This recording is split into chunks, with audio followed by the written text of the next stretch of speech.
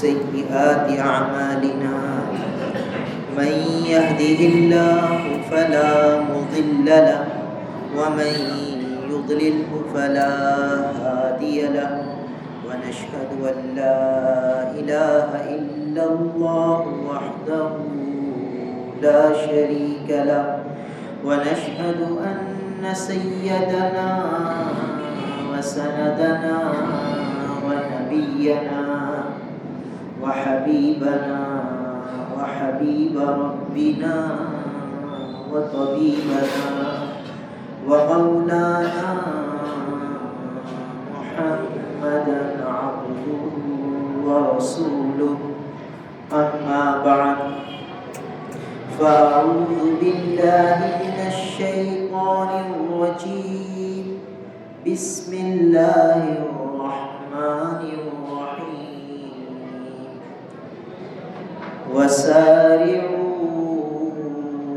إلى مغفرة من ربكم وجنة عرضها السماوات والأرض أعدت للمتقين الذين ينفقون في السراء والضراء والكاظمين الغيظ والعافين عن الناس والله يحب المحسنين صدق اللہ مولانا العظیم۔ میرے محترم بزرگ اور عزیز بھائی، یہ سورہ آل عمران کی چند آیتیں اور ان میں حکم ایک دیا جا رہا ہے جنت کی طرف دوڑ لگانے کا اور اللہ تعالی کی مغفرت کی طرف دوڑ لگانے کا حکم دیا جا رہا ہے، یعنی جلدی کرو، جنت کی طرف دوڑنے میں جلدی کرو، تاخیر نہ کرو، ان اعمال کو اختیار کرو جو جنت کی طرف لے جائے، ان اعمال کے اختیار کرنے میں کوتاہی نہ کرو، سستی نہ کرو، غفلت نہ کرو، جلدی کرو، یہ نہ سوچو کہ پھر کریں گے، پھر اور آئندہ پہ نہ ٹالو، جو وقت مل جائے غنیمت ہے، جلد سے جلد آخرت کی تیاری میں آدمی ہے۔ تو اسی کے ضمن میں بات چل رہی تھی جنت کے دروازوں کی۔ 8 دروازے ہیں جنت۔ ہمیں یہ دیکھنا ہے کہ ہم کون سے دروازے سے جانا پسند کریں گے۔ جس دروازے سے جانا چاہتے ہیں اس دروازے کے اندر جانے کی تیاری شروع کریں۔ اور یہ بات بتلائی تھی کہ ایک باب الصلاۃ ہے، نماز کا دروازہ، دوسرا نفلی صدقے خیرات کا دروازہ، تیسرا جہاد کا دروازہ، اور چوتھا باب الریان روزے داروں کا دروازہ، اور 5واں حج اور عمرے کی کثرت کرنے والوں کا دروازہ، اور چھٹا اللہ کے اوپر بھروسہ کرنے والے متوکلین، باب المتوکلین، توکل کرنے والوں کا دروازہ، اور 7واں باب الذکر، اللہ کی یاد میں لگنے والوں کا دروازہ، اور 8واں کاظمین الغیظ، غصے کو پی جانے والوں کا دروازہ۔ 8 دروازے۔ تو بات چل رہی تھی باب الذکر پر، اللہ کی یاد میں لگنے والے۔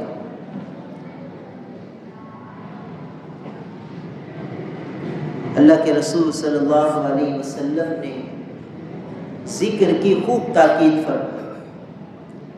قرآن مجید میں جہاں ذکر کا تذکرہ آیا، ذکر کا حکم آیا، وہاں کثرت کا لفظ بھی ساتھ آیا، اذکروا اللہ ذکرا کثیرا والذاکرین اللہ کثیرا والذاکرات۔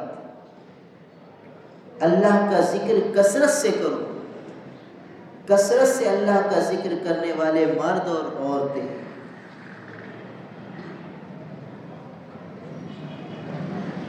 اور اللہ کے رسول صلی اللہ علیہ وسلم نے خوب ترغیب دی ذکر کی، اور ذکر کے اوقات بتائے، ان اوقات پر یہ دعائیں، ان اوقات پر یہ دعائیں، ان اوقات پر یہ دعائیں۔ دعائیں تعلیم فرما دی کہ ذکر کا استحضار رہے، میرے امتی کسی موقع پر اپنے رب کو نہ بھولے، ہر موقع پر اپنے رب کو یاد رکھے۔ اور دعائیں تعلیم فرمائی کہ اللہ سے یوں کہو، اللہم اجعلنی لک ذکارا لک شکارا، یا اللہ مجھے ذکار بنا دیجیے۔ ایک ہوتا ہے ذاکر، ذکر کرنے والا، ایک ہوتا ہے ذکار، بہت زیادہ ذکر کرنے والا۔ تو اللہ کے حبیب دعا تعلیم فرما رہے ہیں کہ اللہ سے کثرت سے ذکر کرنے والا بن جاؤ، یہ دعا کہ اللہ کثرت سے ذکر کرنے والا بنا دے۔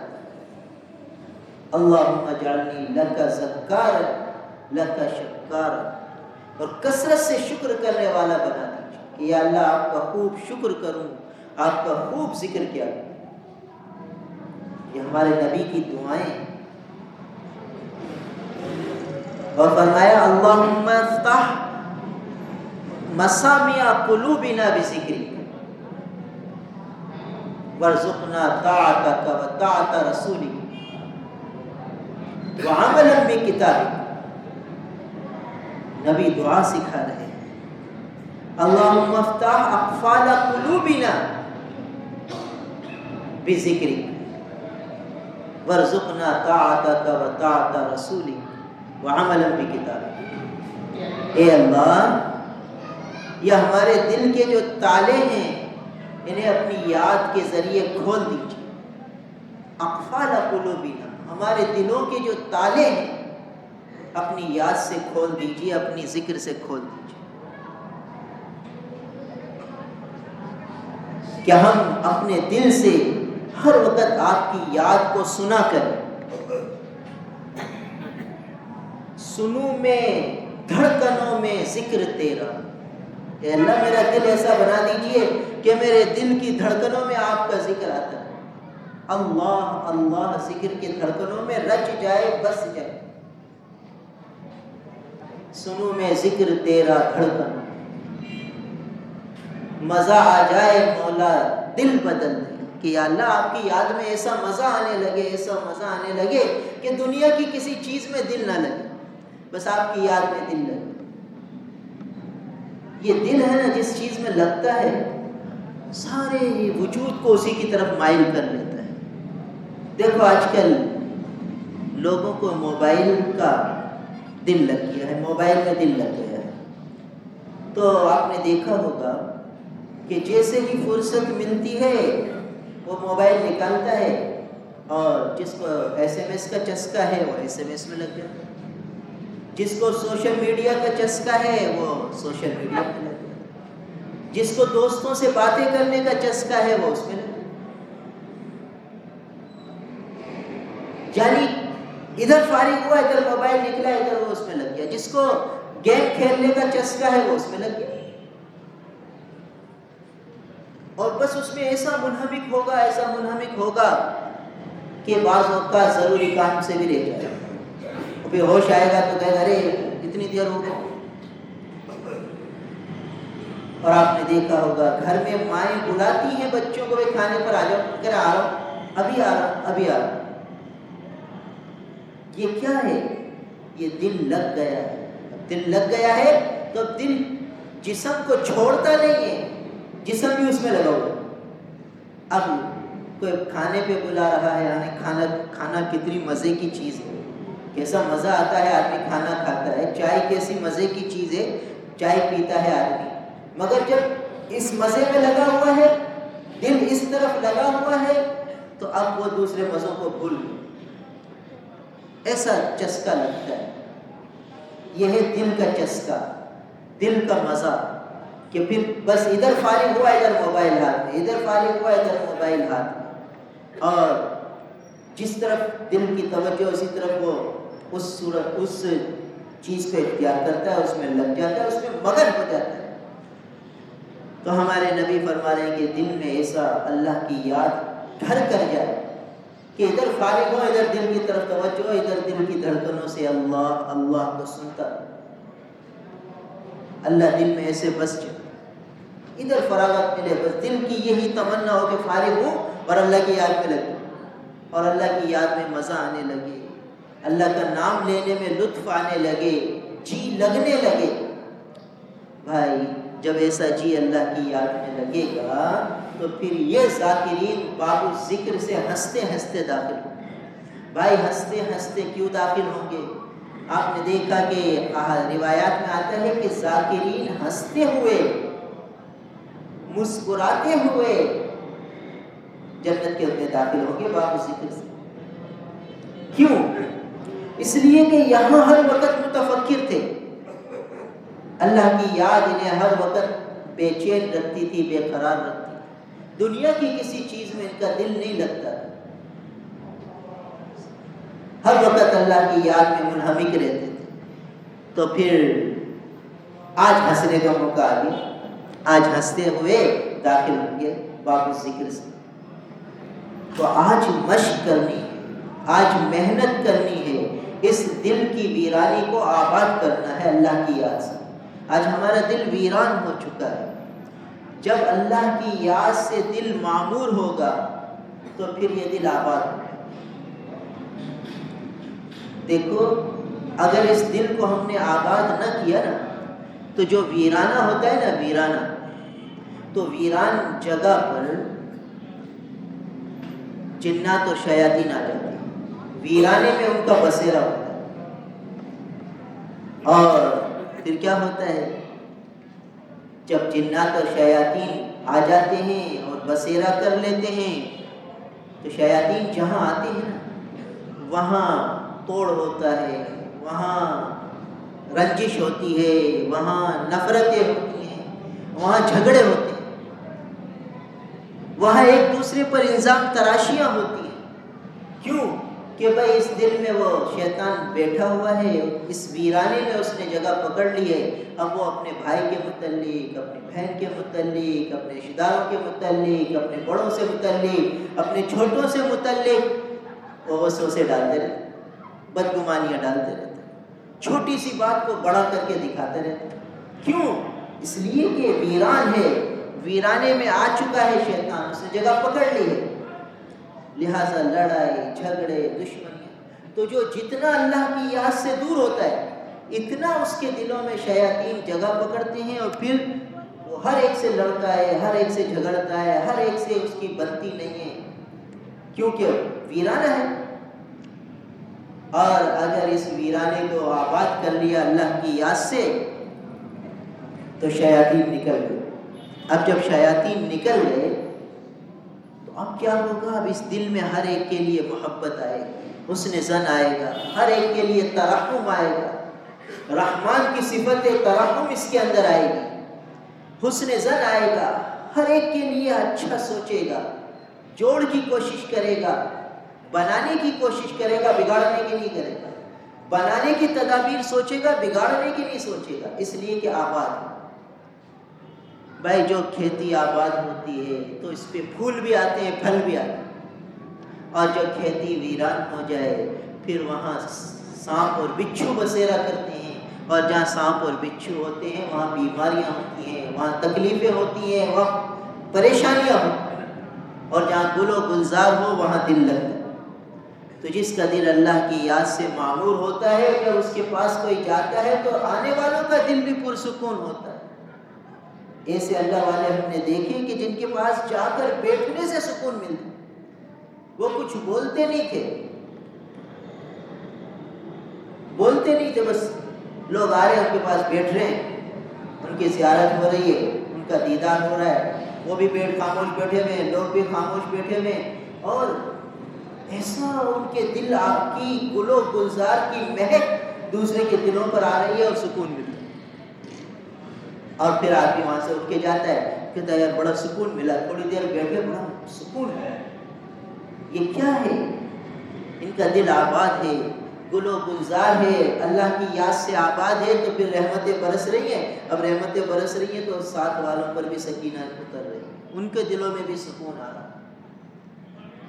تو یہ دل ان کی یاد سے آباد کرنا ہے۔ تو اللہ کے حبیب دعا تعلیم فرما رہے ہیں کہ اللہم افتح اقفال قلوبنا بذکر، یا اللہ ہمارے دلوں کے تالے کھول دیجیے اپنی یاد سے، اپنے ذکر سے، ویران دل کو اپنی یاد سے آباد فرما دیجیے۔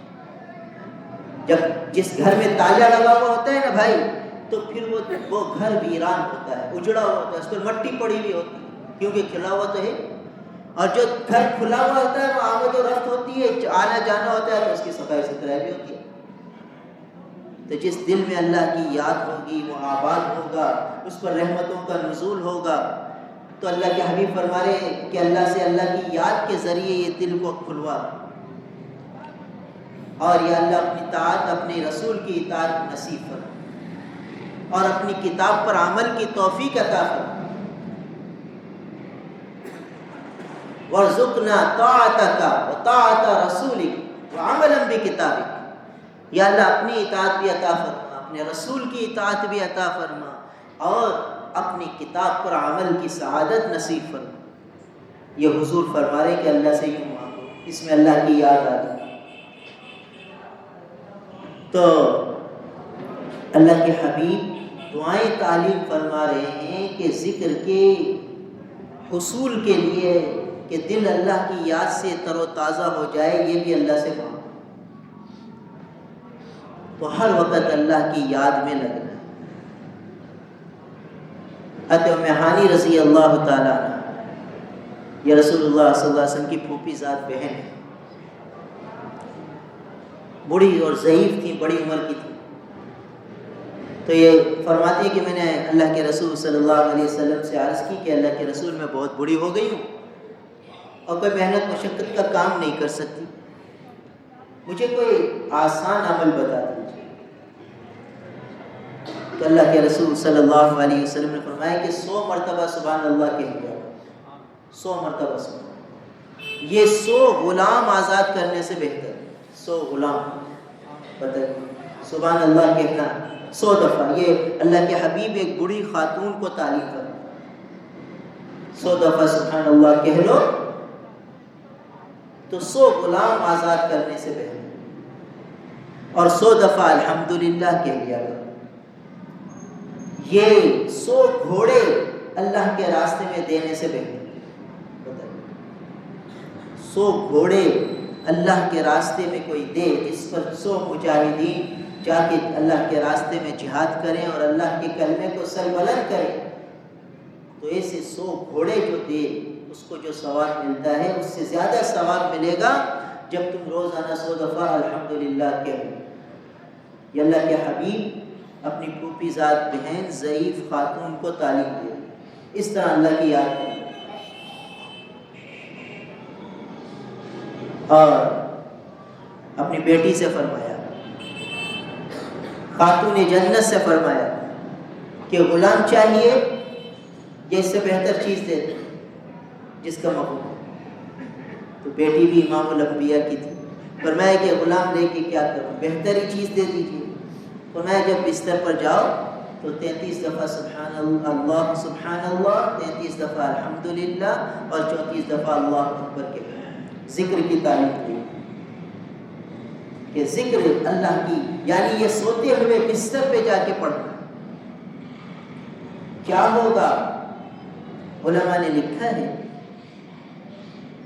کہ یہ اللہ کے حبیب نبی کریم صلی اللہ علیہ وسلم نے اپنی بیٹی، اپنی لخت جگر، اپنی آنکھوں کی ٹھنڈک اور اپنی پیاری بیٹی حضرت فاطمہ الزہرا رضی اللہ تعالیٰ عنہ کو یہ وظیفہ عطا فرمایا کب عطا فرمایا کہ یہ غلام اور خادم لینے گئی تھی. کیوں لینے گئی تھی؟ کہ سارا دن کی تھکاوٹ، سارا دن کام کاج سے تھک کر چور ہو جاتی تھی. ہاتھوں میں گٹھے پڑ گئے تھے، سینے پر مشکیزے کے نشان آ چکے تھے. تو سارا دن کام کاج کر کے تھکن سے چور ہو گئی تھی، اور روزانہ تھکن کے سے چور ہو جاتی تھی اور برداشت نہیں ہوتی تھی یہ تھکن. تو امام الانبیاء نے یہ وظیفہ دے دیا. علماء فرماتے ہیں کہ گویا اس میں یہ تاثیر ہے کہ اس وظیفے سے ایک روحانی قوت مل جاتی ہے، جس سے سارے دن کی تھکن دور ہو کر توانائی ملتی، روحانی قوت ملتی. چونکہ امام الانبیاء نے اپنی بیٹی سے کو یہ وظیفہ عنایت فرمایا اور ان کے وسیلے سے پوری امت کو مل گیا.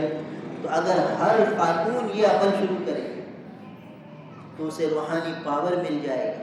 جب روحانی پاور مل جائے گا، روحانی قوت مل جائے گی، تو سارے گھر کے کام اکیلے سر انجام دے گی، اور پھر نہ شکوے ہوں گے، نہ شکایت ہوگی، نہ لڑائی ہوں گے، نہ جھگڑے ہوں گے.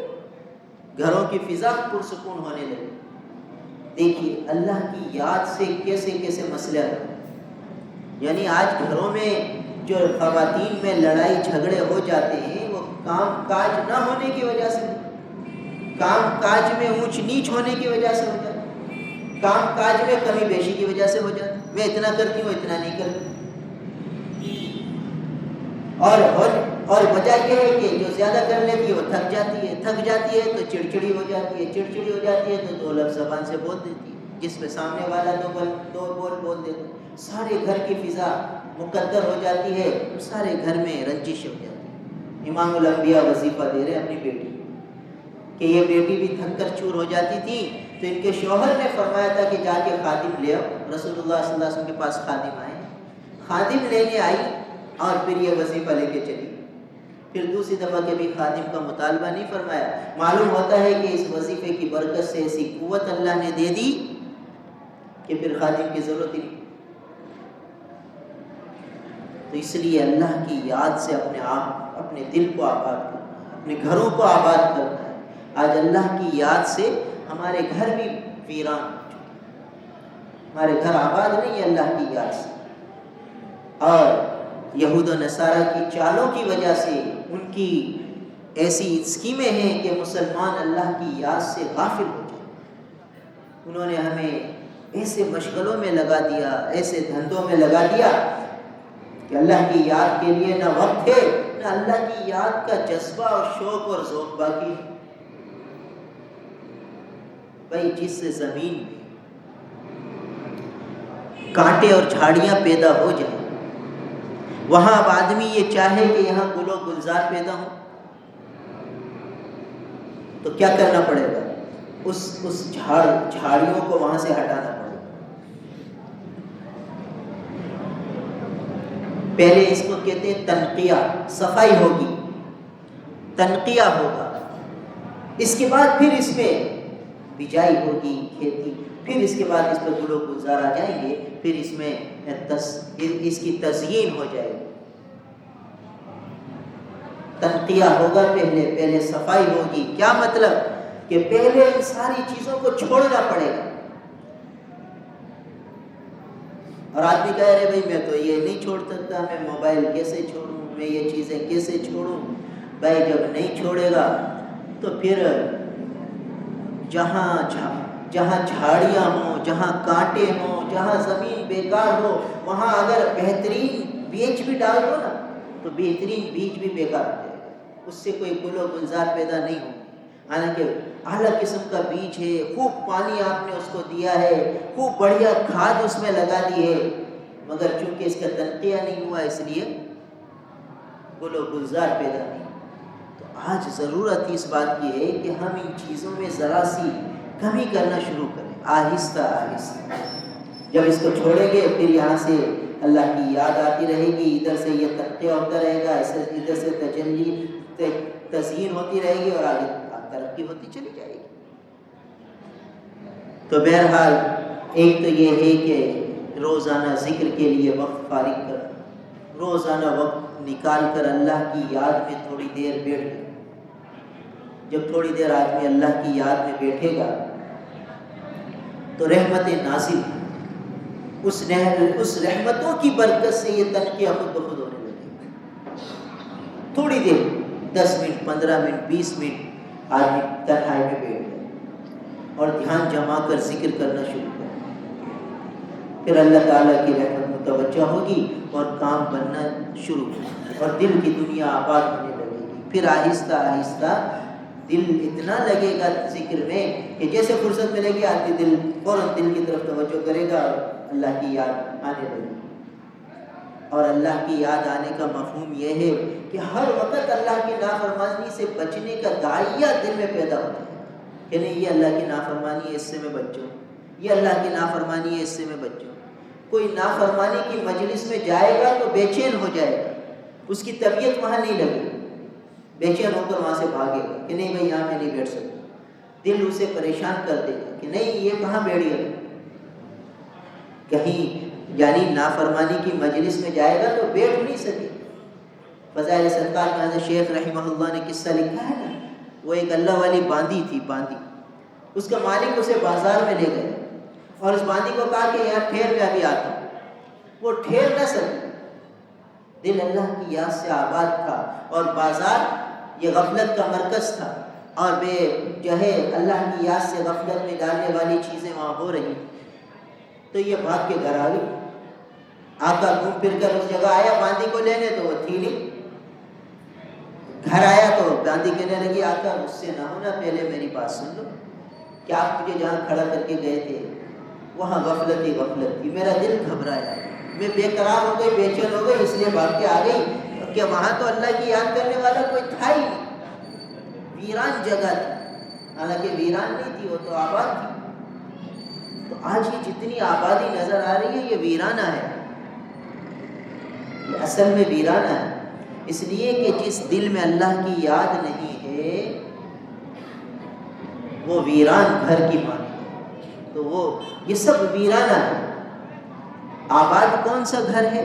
یہ اللہ کا گھر، یہ مسجد آباد. جب آدمی یہاں آتا ہے تو دیکھو نماز پڑھنے لگتا ہے، ذکر کرنے لگتا ہے، دعا مانگنے لگتا ہے، تلاوت کرنے لگتا ہے، کسی نہ کسی اللہ کی یاد والے عمل میں لگتا ہے، دعا مانگنے لگتا ہے. یہاں سے نکل کر پھر کیا سے کیا ہو جاتا ہے. تو ہر طرف غفلت ہی غفلت. ایسے غفلت والے ماحول میں اللہ کی یاد میں لگنا یہ بہت ضروری ہے. یہ جو چوتھا کلمہ بتایا نا بازار میں پڑھنے کو، لا الہ الا اللہ وحدہ لا شریک لہ لہ الملک ولہ الحمد وہو علی کل شیء قدیر، یہ بازار میں پڑھو تو 10 لاکھ نیکیاں مل رہی، الف حسنہ، 10 لاکھ نیکیاں مل رہی اور 10 لاکھ گناہ معاف ہو رہے اور 10 لاکھ جنت میں درجے بلند ہو رہے. اور بنا اللہ لہ بیتن فی الجنہ، اللہ تعالیٰ اس کے لیے جنت میں محل بنا رہے، ایک گھر بنا رہے. کیوں یہ اتنی ساری دولتیں ایک چوتھے کلمے پر مل رہی ہیں؟ اس لیے کہ بازار ظلماتی فضا ہے، ہر ایک مال کی طرف بلا رہا ہے کہ یہ مال لے لو، یہ دنیا کی چیز لے لو، یہ دنیا کی چیز لے لو، اس میں دنیا کا یہ فائدہ، اس میں دنیا کا یہ فائدہ، ہر چیز دنیا کی طرف کھینچ رہی ہے. اور ہر طرف دنیا کی کشش میں یہ کہتا ہے لا الہ الا اللہ وحدہ لا شریک لہ لہ الملک ولہ الحمد وہو علی کل شیء قدیر. تو اب دیکھیں یعنی وہ ان چیزوں سے متاثر نہیں ہو رہا، ان چیزوں کی کشش اس کو اپنی طرف نہیں کھینچ رہی. یہ اس کشش کے جواب میں کہتا ہے لا الہ الا اللہ وحدہ لا شریک لہ لہ الملک ولہ الحمد، اسی کے لیے ساری بادشاہت، اسی کے لیے تمام تعریفیں. یہ دنیا کی کوئی چیز قابل تعریف نہیں، اصل میں وہ ذات قابل تعریف ہے، لائق حمد، وہو علی کل شیء قدیر، وہ ہر چیز پر قدرت رکھتا ہے. آج یہ چیز اپنی چمک دکھا رہی ہے، کل یہی چیز پہ فنا ہو. آج یہ خوبصورت لباس ہے، کل کا یہ چیتھڑا ہے. آج کا یہ خوبصورت چپل ہے، کل کا یہ بالکل کھٹارا جو ہے وہ لیتھڑا ہو. کوئی اسے پاؤں میں پہننے کے لیے تیار نہیں، اسے بیت الخلا میں رکھا جائے گا، مسجد کے بیت الخلا میں کہ یہ استعمال شدہ ہے، اس کو یہاں رکھیں۔ ایک دن اسے ہم بڑے اہتمام سے پہن کر شادی حال میں جا رہے تھے، آج یہ حال آیا کہ آج یہ بیت الخلا میں پڑا۔ تو جب ذکر آتا ہے دل میں تو ہر چیز کی فنا نظر آتی ہے، گویا ایکس رے نظر آتی ہے۔ اسی لیے اللہ والے دنیا کی کشش سے متاثر نہیں ہوتے، انہیں ہر چیز میں فنا نظر آتی ہے کہ یہ دنیا کی فانی چیز ہے، اسی لیے وہ باقی رہنے والی چیزوں کو اختیار کرتے ہیں۔ جمعے کا دن آتا ہے تو سورہ کہف کا اہتمام، صلاۃ التسبیح کا اہتمام، درود شریف کی کثرت، ان اعمال کو اختیار کرتے ہیں جو باقی رہنے والے، اور بازار میں جاتے ہیں تو اللہ کی یاد میں لگتے ہیں، غافل نہیں ہوتے۔ تو اللہ کے حبیب نبی کریم صلی اللہ علیہ وسلم نے صحابہ کرام کی ایسی تربیت فرما دی کہ ہر موقع پر اللہ یاد رہے، بازار میں بھی اللہ یاد رہے اور بستر پر بھی اللہ یاد رہے، مسجد میں تو اللہ یاد ہی ہوتا، گھروں میں بھی اللہ یاد رہے، اور سوتے ہوئے بھی اعمال بتا دیے کہ یہ عمل کر کے سوتے۔ فرمایا کہ جو شخص وضو کر کے سوتا ہے، اب دیکھو یہ باب الذکر سے جانے کی تیاریاں ہیں، سارے اعمال جو بتائے جا رہے ہیں ذکر کے اعتبار سے، تو جو بازاروں میں چوتھا کلمہ پڑھتا رہے گا، جو سوتے ہوئے تسبیحات فاطمی کا اہتمام کرے گا، تو باب الذکر اس کے لیے تیار ہے۔ جس کو باب الذکر سے جانا ہو وہ ان اوقات میں ذکر کا اہتمام کرے، ان جگہوں پر ذکر کا اہتمام کرے۔ تو فرمایا کہ جو شخص وضو کرے رات سوتے ہوئے اور بستر پر آ جائے اور ذکر کرتا ہوا سو جائے، ذکر کرتا ہوا اسے نیند آ جائے، بس یہ ہے کہ وضو کر کے آیا اور بستر پر سو گیا اور ذکر کرتے کرتے سو گیا، تو رات کی جس پہر میں بھی اس کی آنکھ کھلے، تو آدمی کی اچانک آنکھ کھلتی ہے، آدمی کروٹ بدلتا ہے پھر سو جاتا ہے، تو کروٹ بدلتے ہوئے یہ جو اللہ سے دنیا اور آخرت کی خیر مانگے گا اسے مل جائے گی، اسے اللہ تعالیٰ عطا فرما دیں گے، نواز دیں، دنیا کی خیر بھی دے دیں گے، آخرت کی خیر بھی دے دیں گے۔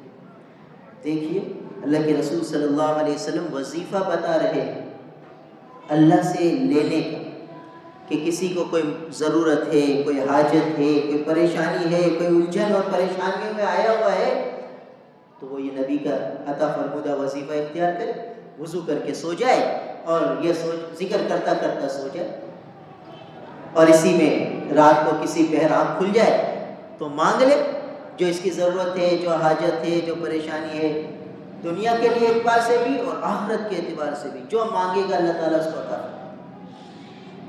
تو اب دیکھیے ذکر کرنے والے کو دنیا بھی مل رہی ہے، آخرت بھی مل رہی ہے، دنیا کے مسائل بھی حل ہو رہے ہیں، آخرت کے مسائل بھی حل ہو رہے ہیں، اور باب الذکر جنت کا یہ دروازہ اس کے لیے تیار ہو رہا ہے، یہ اس دروازے سے آواز آئے گی کہ بھئی یہ ذکر کرنے والے آ جائیں اور اس دروازے سے داخل ہوں، اور وہ ہنستے ہوئے اس دروازے سے جنت میں چلے جائیں۔ تو ہمیں کوشش کرنی ہے، جس موقع کی جو دعائیں ہمارے نبی نے تعلیم فرمائی وہ گویا اس وقت کا ذکر ہے، صبح کی دعا بتا دی، شام کی دعا بتا دی، فرمایا کہ رضیت باللہ ربا وبالاسلام دینا وبمحمد صلی اللہ علیہ وسلم نبیا، 3 جملے ہیں بس، ہمارے نبی پر اللہ تعالیٰ کی کروڑوں رحمتیں، ایسے آسان آسان نسخے دے دیے، ایسے آسان آسان وظیفے دے دیے کہ آج ہم اختیار کر لیں، کل اس کو پیش کرائیں، کل اس کے فوائد حاصل کریں۔ تو فرمایا کہ 3 دفعہ صبح کہہ لے اور 3 دفعہ شام کو کہہ لے، رضیت باللہ ربا وبالاسلام دینا وبمحمد صلی اللہ علیہ وسلم نبیا، یہ 3 جملے، میں اللہ کے رب ہونے پر راضی ہوں اور اسلام کے دین ہونے پر راضی ہوں اور نبی کریم صلی اللہ علیہ وسلم کے نبی ہونے پر راضی ہوں۔ تو فرمایا کہ قیامت کے دن سر حشر اللہ تعالیٰ اس کو راضی کرے. جب تک یہ راضی نہیں ہوگا اسے جنت میں نہیں ملے گی. راضی کر کے جنت میں ملے گی. اب بتاؤ حشر کے میدان میں کیسی پریشانی کا عالم ہوگا, کتنا آدمی پریشانی میں گھرا ہوا ہوگا. ایسے وقت میں یہ دعا اس کے کام آئے گی. ہمارے نبی ایسی پیاری دعا سکھا دیں کہ صبح 3 دفعہ کہہ لو, شام 3 دفعہ کہہ لو, اور گویا ذاکرین میں شامل ہو گیا. صبح شام کی دعاؤں کا اہتمام کرنے والا ذاکرین میں شامل ہو گیا. اور فرمایا کہ بسم اللہ الذی لا یضر مع اسمہ شیء فی الارض ولا فی السماء وهو السمیع العلیم. یہ دعا پڑھ لی 3 دفعہ صبح اور 3 دفعہ شام, تو کیا ہوگا, اسے نہ صبح پڑھ لے گا تو شام تک کوئی بلا, کوئی مصیبت, کوئی حادثہ پیش نہیں آئے. اور عجیب بات ہے کہ جو مقدر کا لکھا ہوگا تو تکوینی طور پر یہ پڑھنا بھلا دیا جائے گا. یہ مشاہدہ ہے, بہت سے ایسے نیک لوگوں کے ساتھ بات پیش آئی کہ حادثہ آ گیا, حادثہ پیش آ گیا, پوچھا گیا کہ ارے یہ دعا نہیں پڑھی تھی, کہنے لگے یاد پڑتا ہے کہ بھول گیا, بھلا دی, روز تو پڑھتا ہوں, اس دن اتفاق سے رہ گئی. اب رہ گئی تو حادثہ جو تقدیر کا لکھا ہے پیش آ گیا. تو پھر یہ سارا تکوینی نظام چلتا ہے. تو عام حالات میں تو یہ ہے کہ اس دعا کا یہ فائدہ ہو جائے گا کہ حادثوں سے, بلاؤں سے, مصیبتوں سے آدمی محفوظ ہو جائے. صبح بھی پڑھ لے, شام بھی پڑھ لے, کیا مشکل ہے, یاد کر لیں دعاؤں کو. صبح کی 10-15 دعائیں بن جاتی ہیں, شام کی 10-15 دعائیں بن جاتی ہیں, اور یہ دعاؤں کے کارڈ بھی ملتے ہیں, دعاؤں کی کتاب بھی ملتی ہے. آدمی ان میں اہتمام سے پڑھ لے. موبائل میں پڑھ سکتا ہے, مگر دیکھو یہ جو موبائل ہے اس کا استعمال نہ ہی کیا جائے تو بہتر ہے. اگرچہ اس میں قرآن پڑھنا بھی جائز ہے, دعائیں پڑھنا بھی جائز ہے, مگر بات یہ ہے کہ یہ بہت خطرناک چیز ہے. اسمہما اکبر من نفعہما کا مصداق, کہ اس کے نفع, اس کے گناہ, اس کے نقصانات اس کے نفع سے بڑھ کر فوائد بہت تھوڑے ہیں اور نقصان اور خسارہ بہت زیادہ ہے. کہ یہ بڑے بڑے نیک لوگوں کو کہیں سے کہیں لے جاتا ہے. کہ جب اس آدمی اس میں آتا ہے, شروع میں یہ سوچتا ہے کہ میں صرف بیانات سن رہا ہوں علماء کرام کے. کئی نوجوانوں نے یہ بات بتائی کہ صرف بیانات سننے کی حد تک, صرف نعتیں سننے کی حد تک, صرف قاریوں کی قرأت سننے کی حد تک ہم نے اس کو استعمال کیا, اور اس نے ہمیں کہیں اور گند کچرے میں گرا دیا, کیچڑ میں لت پت کر دیا.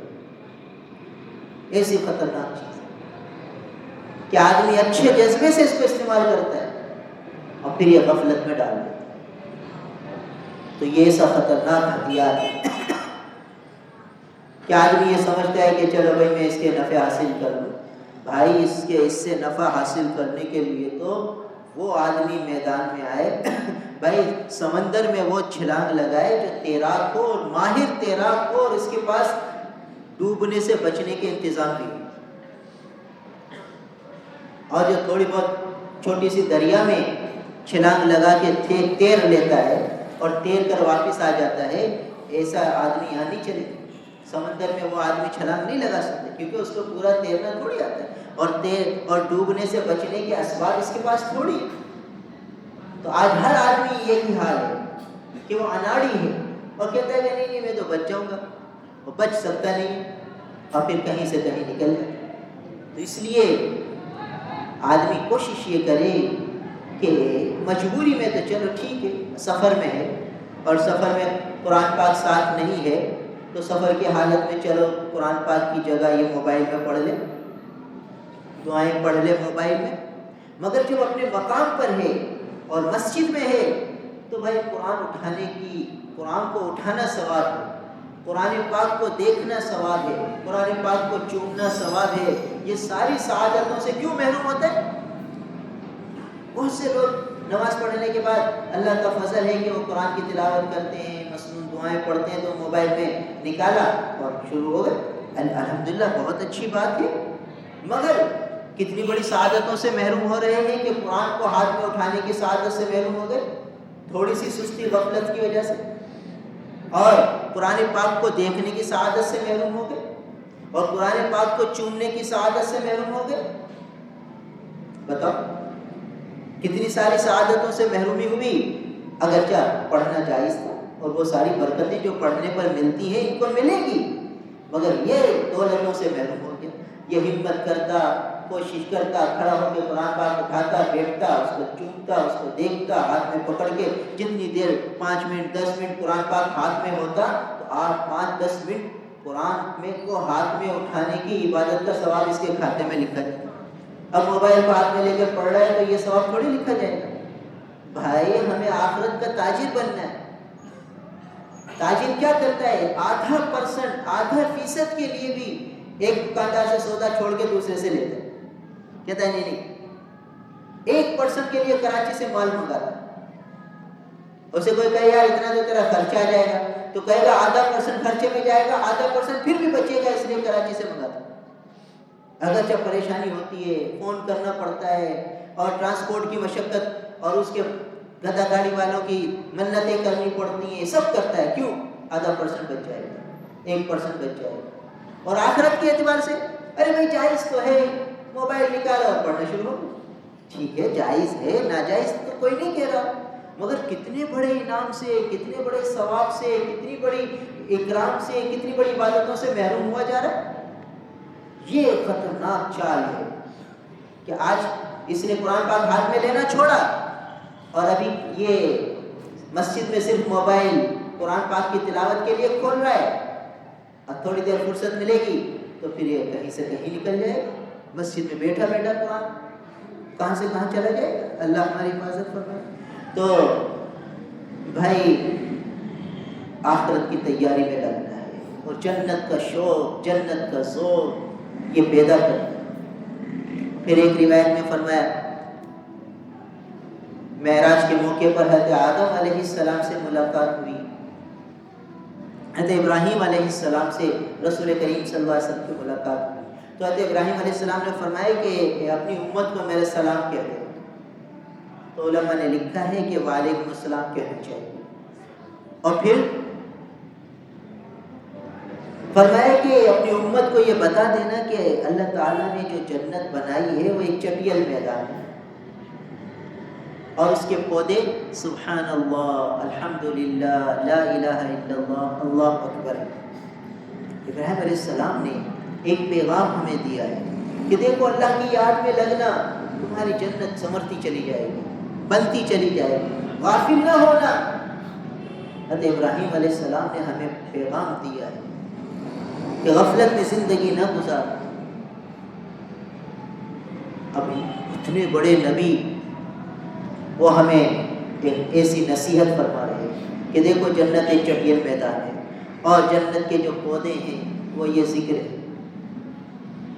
اب ہمیں بھی بڑوں کی جو نصیحت ہے نا وہ قبول کرنی چاہیے، اور بڑوں کی نصیحت کو قبول کرنے میں بڑا فائدہ ہے، اور ان کی نصیحت کو ٹالنے میں بڑا نقصان ہے۔ ایک قصہ کتابوں میں لکھا ہے،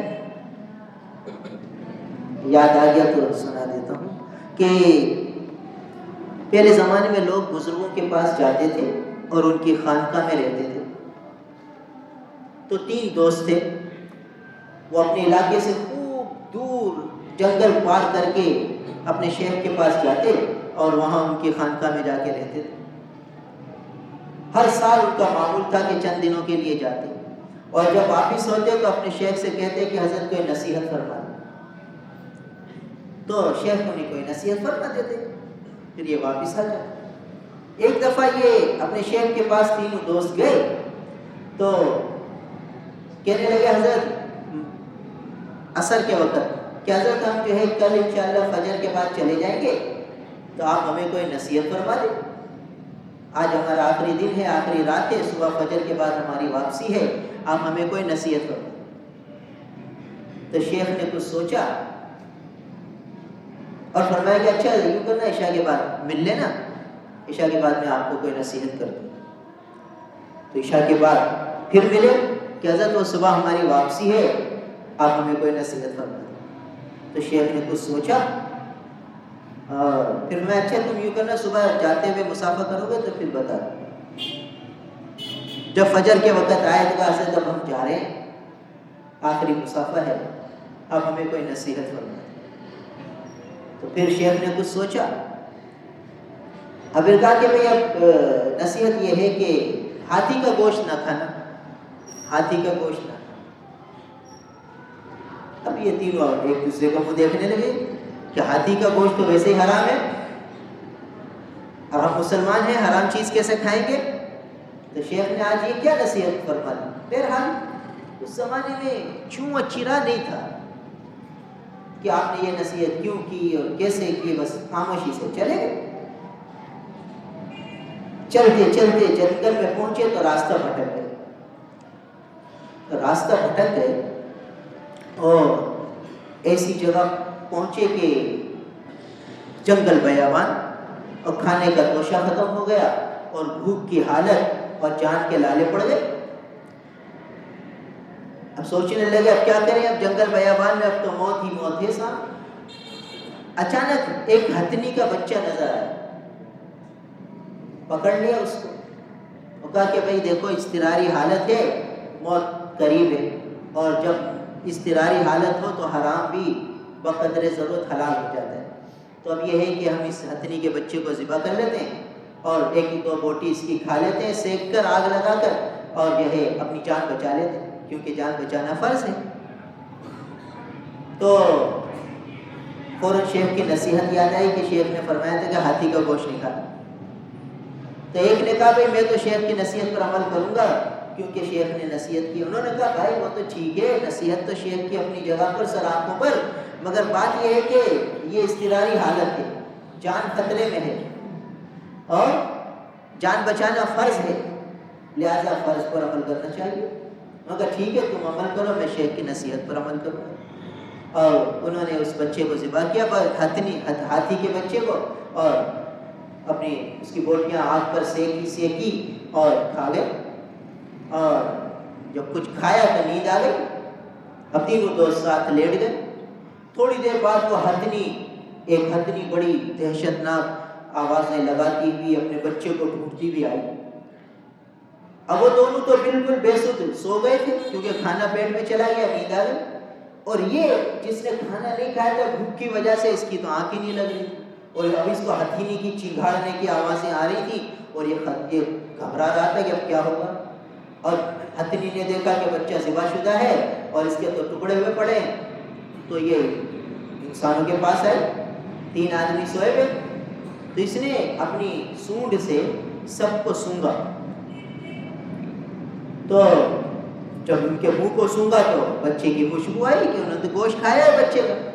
اس نے اس کو جو ایک سویا ہوا آدمی تھا اس کو اپنی سونڈ سے اٹھایا اور پھر اپنے پاؤں میں دبایا اور چیر دیا اور 2 ٹکڑے کر کے پھینک دیے۔ دوسرے کے ساتھ بھی یہی ہوا۔ اب تیسرا جو جاگ رہا تھا وہ تو کہنے لگا اب میری باری ہے۔ اب وہ اس کو اچھی طرح سونگ رہی ہے، اس میں خوشبو نہیں آ رہی بچے کی، تو اس کو سونڈ سے اٹھا کر اپنی پیٹھ پہ بٹھایا، اپنی پیٹھ پہ بٹھا کر آگے چل پڑی، اور چلتے چلتے ایک ایسے راستے پہ ڈال دیا کہ جو راستہ کہیں آبادی کے جا رہا تھا۔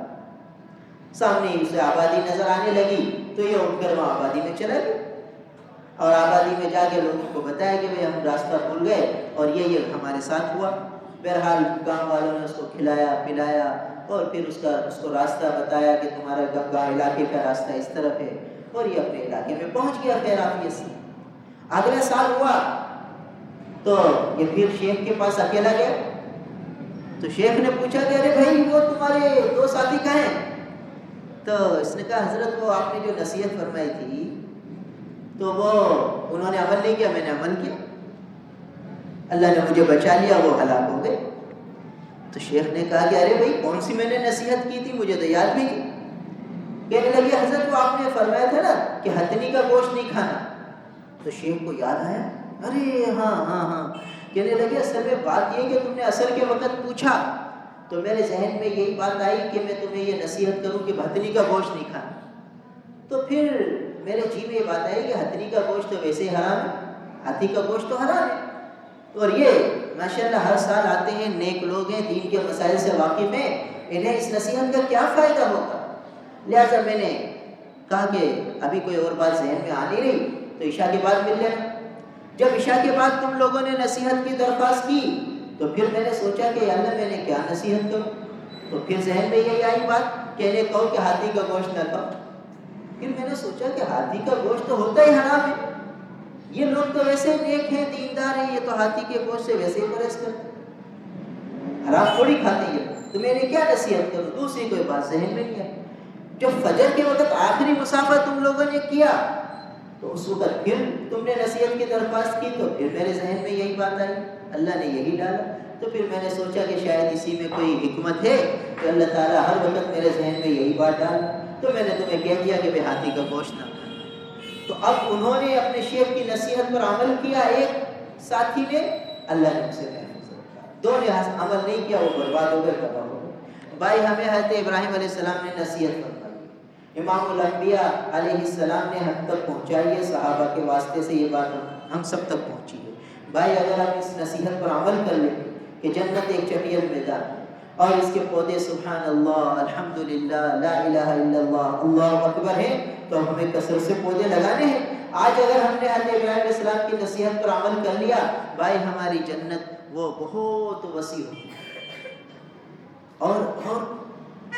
اور اس کا ایک دوسرا فائدہ یہ ہوگا کہ ہم غفلت سے بچیں گے اور آخرت کی تیاریوں کی طرف ہمارا دل مائل ہونے لگے۔ یہ عام نصیحت نہیں ہے ابراہیم علیہ السلام کی طرف سے۔ ہاں بھائی ابراہیم علیہ السلام کے لیے ہم ہر نماز میں درود پڑھتے ہیں، اللہم صلی علی محمد وعلی آل محمد کما صلیت علی ابراہیم وعلی آل ابراہیم انک حمید مجید۔ ہر درود ابراہیمی میں ابراہیم علیہ السلام کا نام آتا ہے کہ اللہ جیسے ابراہیم علیہ السلام پر آپ نے رحمتیں نازل فرمائی، ویسی رحمتیں ہمارے نبی پر نازل فرمائی، جیسی برکتیں ابراہیم علیہ السلام کو عطا فرمائی ایسی برکتیں ہمارے نبی پر عطا فرمائی۔ تو وہ ابراہیم علیہ السلام ہمیں نصیحت فرما رہے ہیں، تو بھائی ان کی نصیحت پر عمل کر گئے تو نہ صرف جنت بنے گی بلکہ اس نصیحت کے اندر ایک بڑی حکمت چھپی ہوئی ہے، وہ یہ ہے کہ جب ذکر کی طرف دھیان جائے گا تو غفلت دور ہوگی، اور جب آدمی ذاکر بن جائے گا تو پھر گناہوں سے بچتا چلا جائے گا، ہر موقع پر اسے اللہ یاد آ جائے گی، اور جب اللہ یاد آئیں گے تو گناہوں سے بچے گا، نافرمانی سے بچے گا۔ اور بھائی اصل یہی ہے کہ آدمی ذکر کا اصل خاصہ یہ ہے کہ آدمی نافرمانی سے بچ جائے، گناہوں سے بچ جائے، اور گناہوں سے کب بچے گا؟ جب اللہ کی یاد دل میں ہوگی، جب اللہ سے غافل ہو گیا تو پھر گناہ ہی گناہ میں پڑ گئے۔ یہ آج جو گناہوں میں ہم سب لت پت ہیں اور گناہوں کی مجلس میں جا کر ہمیں بے چینی نہیں ہوتی، بے قراری نہیں ہوتی، پریشانی نہیں ہوتی، کیوں؟ اس لیے کہ دل مردہ ہے، دل ویران ہے، اسی لیے مجلسوں میں دل بھی لگتا ہے، بیٹھے رہتے ہیں، اور مسجد میں دل نہیں لگتا، یعنی مسجد میں نماز پڑھ لی، دعا مانگ لی، اب کوئی کہے 10 منٹ بیٹھ جاؤ، 5 منٹ بیٹھ جاؤ، حتیٰ کہ نمازی کے آگے سے گزرنا منع ہے نا، تو اگر کوئی نماز پڑھ رہا ہوگا اور اتحیات میں بیٹھا ہوگا تو بھئی اتحیات میں کتنی دیر لگتی ہے؟ 1 منٹ مشکل سے لگتا ہے، مگر وہ 1 منٹ ہمارے لیے کتنا بھاری ہو جاتا ہے جس کو نمازی کے آگے سے گزرنا ہوتا ہے، کتنی بے چینی، بے قراری، بے کلی ہو جاتی ہے کہ بھئی یہ کب سلام پھیرے گا، کب سلام پھیرے گا، کب سلام پھیرے گا۔ یعنی حکم یہ ہے کہ نمازی کے سامنے چہرہ نہیں کرنا، بس بیٹھ جاؤ اور ذکر میں لگ جاؤ، دعا میں لگ جاؤ، اللہ نے موقع دے دیا کہ چلو ہم سے مانگو، ہم تمہیں اور دینا چاہتے ہیں۔ وہ ایک تکوینی نظام چلا کہ ہم جلدی سے مسجد سے نکلنا چاہ رہے ہیں، اللہ تعالیٰ نے وہاں وہ کھڑے کر دیے نمازی، تو گویا مجھے اللہ نے موقع دے دیا کہ چلو اور مانگو، ہم سے مانگ کے جاؤ، ہم تمہیں کچھ دینا چاہتے ہیں۔ اور میں بے چین ہوں، یار یہ سلام نہیں پڑھ رہا، پتہ نہیں کتنا لمبا تحیات پڑھ رہا ہے، پتہ نہیں کیا کر رہا ہے، ادھر سلام نہیں پڑھ رہا، کتنا لمبا سجدہ کر لیا۔ یعنی یہ میں اپنی کیفیت بتا رہا ہوں کہ بے کلی ہوتی ہے۔ بھائی اللہ کے گھر میں کھڑے، وہ اللہ کے سامنے سر و سجود ہے، وہ اللہ کے سامنے اتحیات میں لگا ہوا ہے، تو اللہ نے مجھے بھی موقع دے دیا اس بہانے کہ چلو میں بھی اللہ سے مانگ لوں، مگر میں سے مانگا نہیں جاتا، اور وہاں یعنی مسجد میں کھڑا ہونا میرے لیے مشکل ہوتا ہے، اور میں وہاں سے جلد کوئی نہ کوئی راہ نکال کے نکلنے کی کوشش کرتا ہوں۔ کیوں؟ کہ مسجد میں تو دل لگنا چاہیے اور مزہ آنا چاہیے، اور ہر وقت دل مسجد میں اٹکا ہوا ہو کہ عرش الہی کے سائے میں وہ آدمی بھی ہوگا قیامت کے دن جس کا دل مسجد میں اٹکا ہو، تو ہمارا دل تو مسجد سے نکلنے کو بے چین ہے۔ تو اس لیے ذرا جائزہ لینا ہے کہ ہم اپنے دل کا جائزہ لیں کہ یہ مسجد میں کیوں نہیں لگا، دل اور ذکر میں اس کا دل دھیان کیوں نہیں جب رہا، کیوں دل کے اندر ذکر کی کیفیات اور حلاوت محسوس نہیں ہو رہی۔ فکر کرنی ہے، آج اگر دل کو صاف کر لیا، کل قیامت میں جب جائیں گے قبر میں جاتے کے ساتھ ہی فیصلہ ہو جائے۔ دل اگر اللہ کی یاد سے آباد ہوگا، قبر میں جاتے کے ساتھ ہی مزے شروع ہو جائیں گے، اور بھائی اگر آج دل ویران رہا اور قبر میں پہنچ گئے تو پھر بڑا خطرہ ہے۔ تو اس لیے بات یہاں سے چلی کہ ایک باب ہے جنت کا، باب الذکر، اس سے ذاکرین داخل۔ تو آج ہم اپنی عادت بنا لیں ذکر، روزانہ کچھ وقت فارغ کر کے 3 تسبیحات، درود شریف، استغفار، تیسرا کلمہ اہتمام سے، اور دیکھو پہلے بھی یہ بات بتائی تھی کہ جیسے کھانا پینا یہ جسم کی غذا ہے، ایسے یہ ذکر جو ہے نا یہ روح کی غذا ہے۔ اور دیکھو کھانا ہم روز ذائقہ بدلتے ہیں، کھانے کا ذائقہ روز بدلتے ہیں، ایک ہی جیسا کھانا نہیں کھاتے، کبھی گوشت پکتا ہے، کبھی سبزی، کبھی دال، کبھی کڑی، کبھی کیا، ذائقہ بدل اور روزانہ ایک ہی چیز بنے تو آدمی جو ہے ذرا سا پریشان ہو جاتا ہے۔ تو ایسے ہی ذکر کے لیے جب آدمی بیٹھے تو آواز بنا کر ہلکی دھیمی آواز کے ساتھ ذکر کرے۔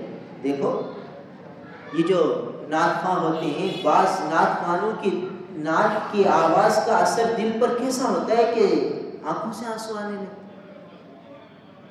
حرمین شریفین کے ائمہ کرام قرآن پڑھتے ہیں، ایسا دل پر اثر ہوتا ہے کہ آنکھیں بہ جاتی ہیں۔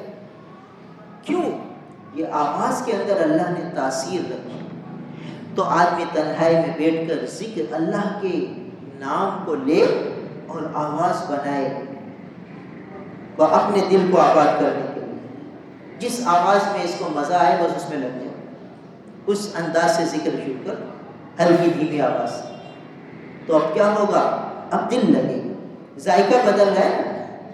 اب سبحان اللہ الحمدللہ لا الہ الا اللہ اللہ اکبر، سبحان اللہ الحمدللہ لا الہ الا اللہ اللہ اکبر اللہ اکبر اللہ سبحان اللہ سبحان اللہ سبحان اللہ۔ اس طرح اگر ہم تسبیح پوری کر لیں گے تو بھائی روزانہ ہی اگر کوئی آپ کو پاپے دیتا رہے تو آپ کا کہیں یا روز میں پاپے نہیں کھاتا ہیں، آپ کہیں گے بھائی کبھی انڈا پراٹھا ہو ناشتے میں، کبھی حلوہ پوری ہو، کبھی کیا ہو کبھی کیا ہو، روز آپ پاپے نہیں کھائیں گے۔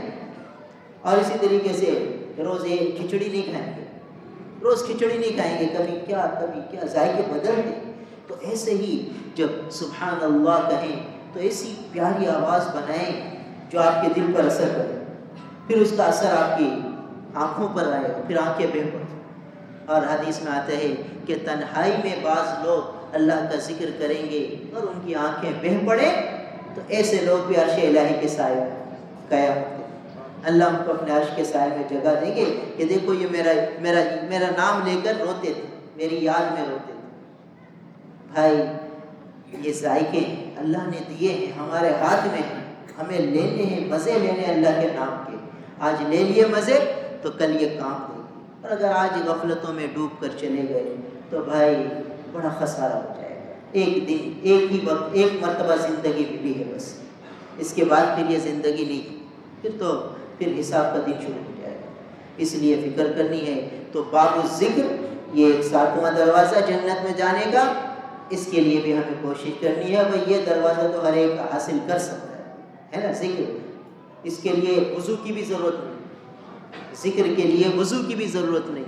آج کل سردی ہے، آدمی سوچتا ہے یار میں وضو کر کے کیسے سوؤں، بغیر وضو کے سو جائے تو ٹھیک ہے، بغیر وضو کے سو جائے مگر ذکر کرتا ہوا سو جائے. اور ذکر کے لیے وضو کی ضرورت نہیں ہے. بستر پر بھی وضو ذکر کر سکتا ہے، مصلی پر بھی ذکر کر سکتا ہے، راستے میں بھی ذکر کر سکتا ہے، بازاروں میں بھی ذکر کر سکتا ہے، ہر جگہ اللہ کی یاد میں لگ سکتا ہے. اور کہیں نالیاں بہہ رہی ہیں، گندا علاقہ ہے تو دل میں ذکر کرے، زبان سے نہ کرے تو ذکر دل میں کرے. بہرحال ذکر سے غافل نہ، تو انشاءاللہ پھر باب ذکر کے سے انشاءاللہ اس کا داخلہ جنت میں ہوگا. اللہ تعالی ہم سب کو عمل کی توفیق. الحمدللہ رب العالمین والعاقبۃ للمتقین والصلاة والسلام علی رسولہ محمد وآلہ واصحابہ اجمعین. اللهم انت السلام ومنك السلام تبارک یا ذا الجلال والاکرام. اللهم اجعلنا لك زکارا لك شکارا لك رهابا لك مطواعا لك مطیعا إليك مخبتا إليك واهبا. اللهم اجعلنا لك زكارا لك شكارا لك رهابا لك مطواعا لك مطيعا إليك مخبتا إليك واهبا. اللهم افتح أقفال قلوبنا بذكرك. اللهم افتح أقفال قلوبنا بذكرك وارزقنا طاعتك وطاعة رسولك وعملا بكتابك. اللهم ارزقنا عملا بكتابك. اللهم لا تجعل الدنيا أكبر همنا ولا مبلغ علمنا ولا غاية رغبتنا ولا تسلط علينا بذنوبنا من لا يرحم. اللهم استر بسترك الجميل. اللهم استر بسترك الجميل. اللهم واقية كواقية الوليد. اللهم واقية كواقية الوليد. اللهم ارحمهم رب ارحمهما كما ربياني صغيرا.